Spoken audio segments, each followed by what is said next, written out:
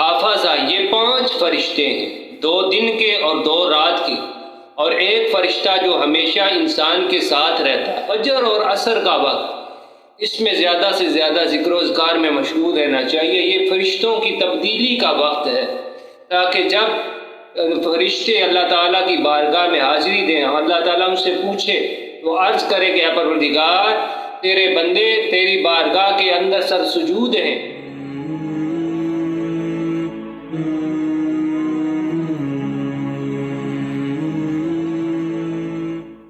اعوذ باللہ من الشیطان الرجیم، بسم اللہ الرحمن الرحیم۔ وَهُوَ الْقَاهِرُ فَوْقَ عِبَادِهِ وَيُرْسِلُ عَلَيْكُمْ حَافِظًا۔ صدق اللہ العظیم۔ ناظرین، آج آپ کے سامنے یہ بیان کیا جائے گا کہ حافظہ جو انسان کی نگرانی کرنے والے حافظہ فرشتے ہیں وہ کون اور کتنے ہیں۔ اللہ رب العزت نے سورہ انعام کی آیت مبارکہ کے حصے میں ارشاد فرمایا کہ وَهُوَ الْقَاهِرُ فَوْقَ عِبَادِهِ، وہی اپنے بندوں پر غالب ہے۔ وَيُرْسِلُ عَلَيْكُمْ حَافِظًا، جو تم پر حافظہ کو بھیجتا ہے، یعنی نگرانی کرنے والے فرشتوں کو بھیجتا ہے۔ ایک قول کے مطابق حافظہ یہ 5 فرشتے ہیں، 2 دن کے اور 2 رات کے، اور ایک فرشتہ جو ہمیشہ انسان کے ساتھ رہتا ہے۔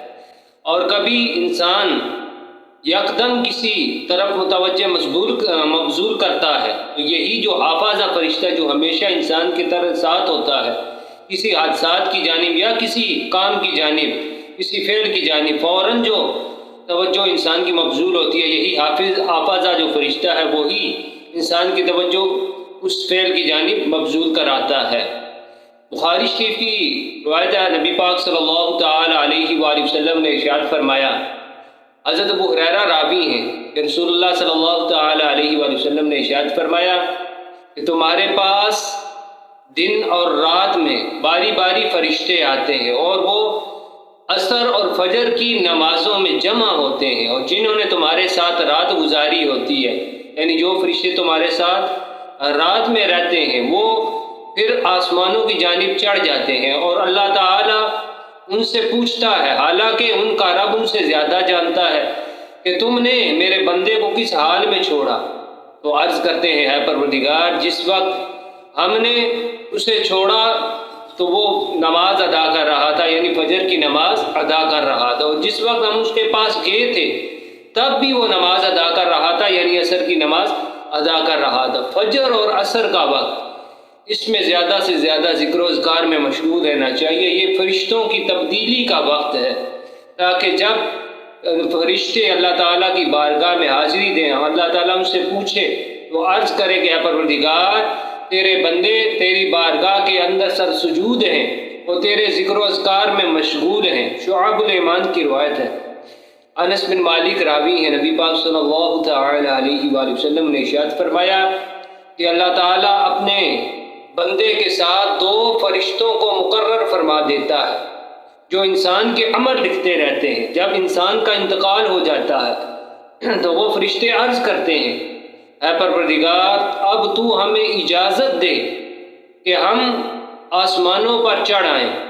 تو اللہ تعالیٰ فرماتا ہے کہ میرا آسمان تو میرے فرشتوں سے بھرا ہوا ہے جو میری تسبیح کر رہے ہیں۔ وہ عرض کرتے ہیں، اے پروردگار، کیا ہم زمین میں قیام کریں؟ تو اللہ تعالیٰ فرماتا ہے، میری زمین میری مخلوقات سے بری ہوئی ہے جو میری تسبیح کر رہی ہے۔ پھر وہ فرشتے عرض کرتے ہیں، اے پروردگار، ہم کہاں جائیں؟ تو اللہ تعالیٰ فرماتا ہے، تم میرے بندے کی قبر پر چلے جاؤ اور وہاں سبحان اللہ، الحمدللہ، اللہ اکبر، لا الہ الا اللہ، اس کا ورد کرو اور اس کا ثواب میرے بندے کے لیے لکھتے رہو، یعنی قیامت تک یہ سلسلہ جاری رہے اور اس کا ثواب میرے بندے کے لیے لکھتے رہو۔ ناظرین، اس حدیث مبارکہ سے یہ بھی معلوم ہوا کہ قبر پر جا کر قرآن خوانی کرنی، اس سے بھی مردے کو فائدہ ہوتا ہے، اسے ثواب پہنچتا رہتا ہے، اور یہ عمل فرشتوں کا ہے کہ فرشتے نیک لوگوں کی قبروں پر ذکر و اذکار میں مشغول رہتے ہیں، اور یہ سلسلہ تا قیامت جاری رہتا ہے۔ اللہ تعالیٰ حافظہ جو فرشتے ہیں، ہمارے ساتھ نگرانی کرنے والے فرشتے ہیں، اللہ تعالیٰ ان کی معیت میں ہمیں اعمال صالح کی توفیق عطا فرمائے۔ وآخر دعوانا ان الحمد للہ رب العالمین۔